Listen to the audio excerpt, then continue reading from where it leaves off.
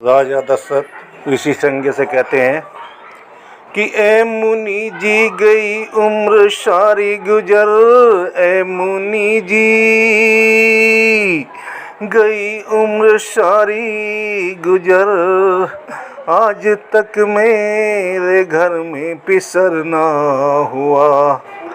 यही रहती है चिंता मुझे रात दिन है जिगर, मगर लगते जिगर ना हुआ।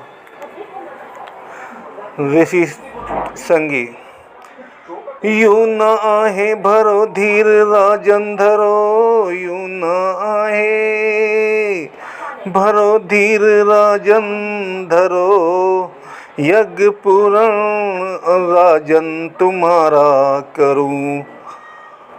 आगे जो कुछ प्रारब्ध होवे तेरी, जो है अपना यतन आज सारा करूं।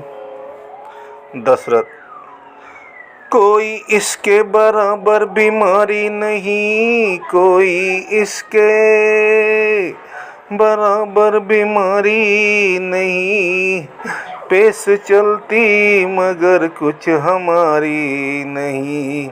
हाय बिदना ने बिगड़ी और सवारी नहीं, मेरी आहों का कुछ भी असर ना हुआ।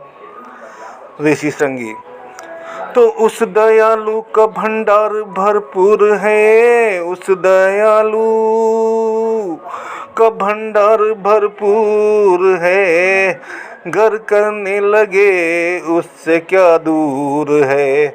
अगर ईश्वर को यह बात मंजूर है, तो मैं इस काम से क्यों किनारा करूं। दशरथ राज का कोई वारिस वाली नहीं, राज का कोई वारिस वाली नहीं, कोई मुझसा जमाने में खाली नहीं, कोई दशरथ से बढ़कर सवाली नहीं, ध्यान दयालु का लेकिन इधर ना हुआ। ऋषि संज्ञ तो यज्ञ आरंभ जल्दी से करवाइए, यज्ञ आरंभ जल्दी से करवाइए, जो है सामान सारा ही मंगवाइए, और वेदी वहाँ ऐसी बनवाइए, वेद मंत्र में बैठा उजारा करूं। यज्ञ संपन्न हो जाता है और ऋषि यज्ञ महाराज दशरथ से कहते हैं कि यह यज्ञ से महलों में जल्दी ले जाओ और थोड़ा थोड़ा सब रानियों को पिलवाओ। राजन जब होंगे ईश्वर अंत दयालु, करते देर न लगे उनको पल भर में करे निहाल। राजा दशरथ उसे लेकर सब रानियों को पिला देते हैं और उसको पीने के बाद सब रानियाँ गर्भवती हो जाती हैं और देखते ही देखते 9 माह बीत जाते हैं और महलों से खुशखबरी आती है कि महलों में रानी ने 4 पुत्रों को जन्म दिया है।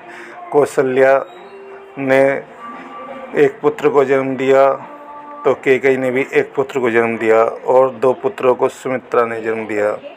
जब उनका नामकरण होता है तो कौशल्या के पुत्र का नाम भगवान श्री राम रखा जाता है और कैकेयी के पुत्र का नाम भरत रखा जाता है, तथा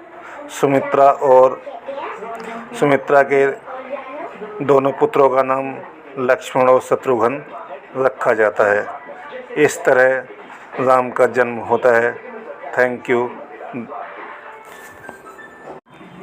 इस तरह से भगवान श्री राम का जन्म होता है।